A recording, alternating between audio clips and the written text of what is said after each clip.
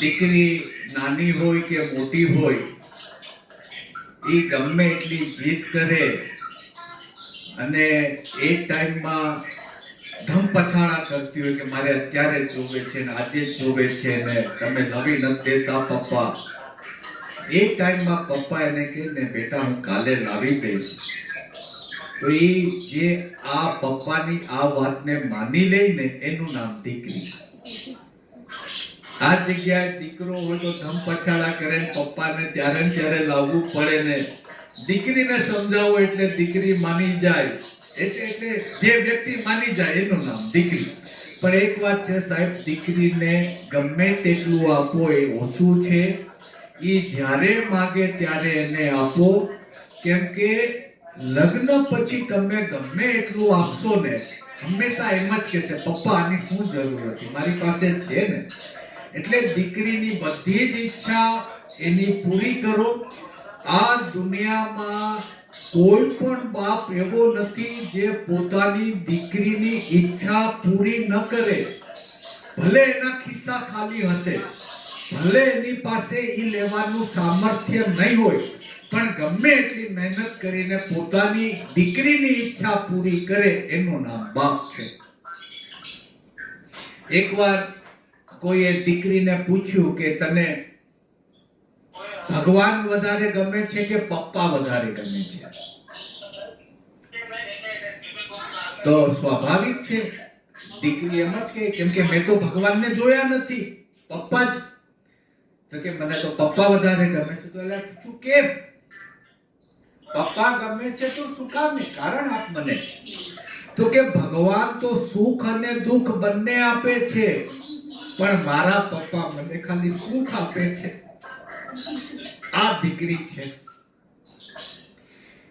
હવે દીકરીના લગ્ન જેમ જેમ નજીક આવતા જાય છે, વિદાયના દિવસો જેમ કેમ કે આપણે છોકરો ગોતવાનું ચાલુ કરીએ ને ત્યાંથી એના વિદાયના દિવસો શરૂ થઈ જાય છે. એ સમયમાં દીકરીને પોતાની નાનપણની વાતો યાદ આવે છે કે કેમ એના પપ્પા એની માટે રમકડા લાવતા હતા, કેમ એની સાથે રમતા હતા, એને રમાડતા હતા, ખોળામાં બેસાડતા, હિંચકો નાખતા. એના બાપને પણ પોતાની દીકરીનું નાનપણ યાદ આવે છે કે આ દીકરીને હું પેલું બાંધીને લઈ જતો, કેમ કે બહાર જાય ને ત્યારે હંમેશા તેડવાની જવાબદારી બાપની હોય, માની તેડવાની. માં એનું ધ્યાન રાખે ઘરમાં આખો દિવસ, ત્યારે બાપને એક પલ પણ એનું ટેન્શન ન હોય. પણ જેવો ઘરની બહાર પગ મૂકે એટલે એનો બાપ એને દીકરીને એક સેકન્ડ માટે અલગ ન થવા દે. જતી હોય તો હાથ પકડી લે, ક્યાં જાશો, રોડ ક્રોસિંગ હોય કે અજાણ્યા માણસો હોય, એનાથી બધાને બચાવીને બાપ જ્યારે દીકરીને લઈને જતો હોય એ બધી વાતો બાપને યાદ આવે છે કે દીકરીને કેવી રીતે છાતી આમ રાખીને આપણે લઈ જતા હતા. અને આવું પ્યાર કરવા વાળું, આવી લાગણી વાળું કોઈ પાત્ર દીકરીને મળ્યું હોય તો એના બાપ સિવાય કોઈ નથી. એનો બાપ એને જેટલો પ્રેમ કરશે એટલો આ દુનિયામાં એને કોઈ પ્રેમ નહીં કરે. એકવાર કોઈએ દીકરીને પૂછ્યું કે આ દુનિયામાં તારા બાપથી વધારે પ્રિય શું છે? તારા બાપથી વધારે પ્રિય શું છે? તો તમે શું જવાબ આપો રાજુભાઈ? તમે તમારી દીકરીને પૂછો તારા બાપથી વધારે પ્રિય, કોઈ બીજા વ્યક્તિએ પૂછ્યું, સમજો તમે ઈશાનીને જ પૂછ્યું કે તારા બાપથી વધારે પ્રિય કોણ છે, તો ઈશાનીનો શું જવાબ હોય? કોઈ નો હોય. તમારો શું જવાબ? બાપની ઉપર. તમારો દીકરી આ જવાબ નથી આપતી.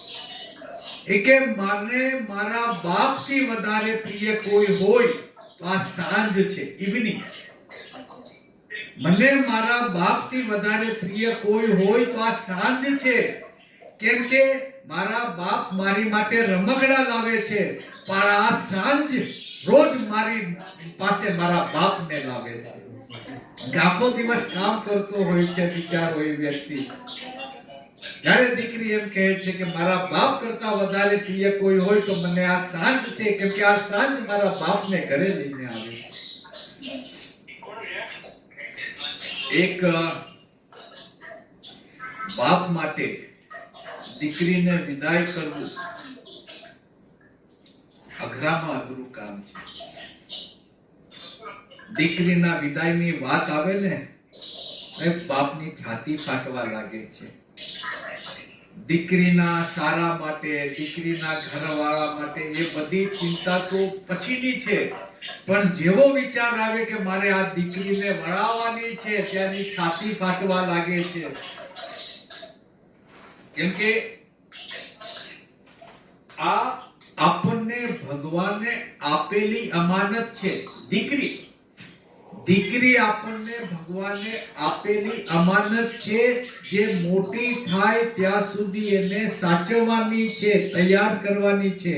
પછી ઈ અમાનત જે ઘરની હતી ઈ ઘરમાં આપણે સોંપવાની હોય છે. આ રીતિ અને રિવાજ છે. આપણા ઘરે પણ કોઈની દીકરી અને કોઈની બેન આવી છે ને કોઈના ઘરે આપણી દીકરી અને આપણી બેન ગઈ છે ને જશે પણ. એટલે જે વ્યક્તિ 100 રૂપિયા પણ કોઈને આપતો નથી, જે વ્યક્તિ કોઈને ઉધાર આપે તો એ જેને ઉધાર આપતો હોય છે એની આખી બેલેન્સ શીટ ચેક કરે કે આ પૈસા મારા પાછા આવશે કે નહીં. જે વ્યક્તિ 50 રૂપિયા કોઈને આપતો હોય તો 10 વાર આમ જોવે ડબલ તો નથી વહી ગઈ.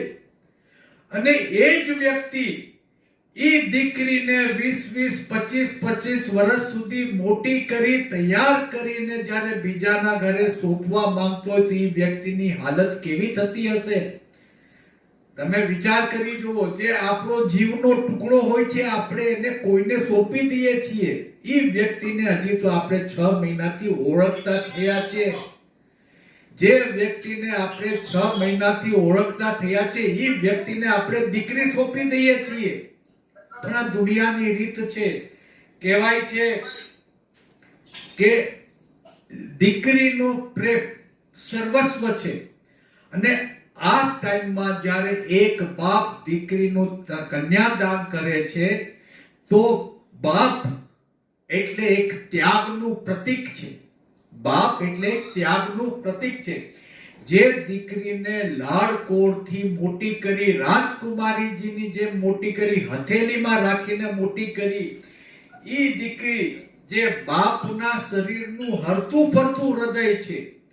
આ દીકરી મારી જતી હોય તો મારું હૃદય ન્યા જ હોય. મારી દીકરી બરાબર જાય છે કે નહીં, બરાબર આવે છે કે નહીં, કોઈની સાથે બદમાશી તો નથી કરતું, હું અહીંયા છું પણ મારું હૃદય મારી દીકરી સાથે હોય છે. એટલે જ કહેવાય છે કે બાપના શરીરનું હરતું ફરતું હૃદય એટલે દીકરી છે.